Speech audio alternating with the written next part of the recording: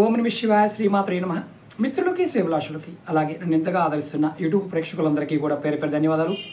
మిత్రులారా, మీ అందరికీ పరాదేవత ఎలివెలలా మీతో ఉండి మీ మనోవాంఛ నెరవేర్చాలని మనస్ఫూర్తిగా కోరుకుంటున్నాను. ఈరోజు షార్ట్ వీడియోలో అతి పురాతనమైన గణేష్ తంత్రంలో ఉన్న ఉపాయాన్ని మీకు తెలియజేస్తున్నాను.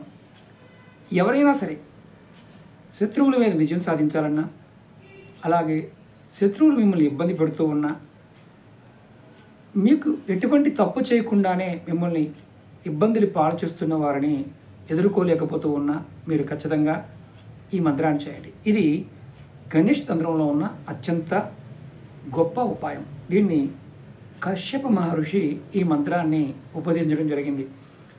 స్వయాన విష్ణు భగవానుడు అలాగే కార్తికేయుడు ఈ మంత్రం ద్వారా శత్రువులను నిర్మూలించారని తంత్రశాస్త్రంలో ఉంది.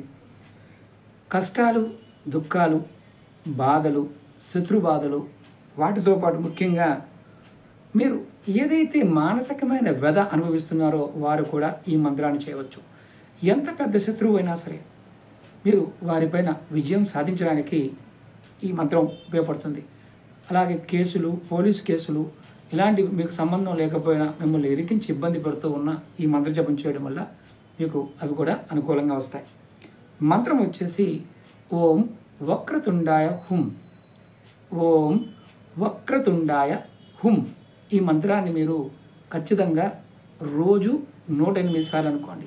ఒకవేళ మీకు రోజు 108 సార్లు అనుకోవడం కుదరకపోతే 12 సార్లైనా ఈ మంత్రాన్ని అనుకోండి. ఖచ్చితంగా మీకు 100% రిజల్ట్ అనేది త్వరగా వస్తుంది. ప్రయత్నం చేయండి, ఫలితాన్ని పొందండి. అలాగే మీకు ఈ వీడియో నచ్చినట్లయితే లైక్ చేయండి, ఛానల్ని సబ్స్క్రైబ్ చేసుకోండి, పక్కనే ఉన్న గంట సింబల్ని యాక్టివేట్ చేసుకొని ఈ వీడియోని 10 మంది మిత్రులకి మీరు షేర్ చేయండి. వారి జీవితాల్లో కూడా మంచి మార్పును తీసుకొచ్చిన వారు అవుతారు.